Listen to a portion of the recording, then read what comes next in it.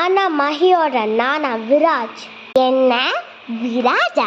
என்ன நல்லாவே இல்லை பேரு. என்ன மஹியே கழட்ட பாக்குறியா? நீ உயிரோட இருக்க மாட்டே பாப்பாரு. விராஜ், மஹிக்கு என்னாச்சு? மஹி இப்ப சேஃபா தான் இருக்கா. நான் பிடிச்சிட்டேன்.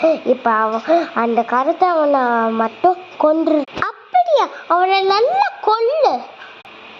செஞ்சிரும். என்னன்னா என்ன இப்போ உனக்கு ஃபிலிம்னா தேவையா?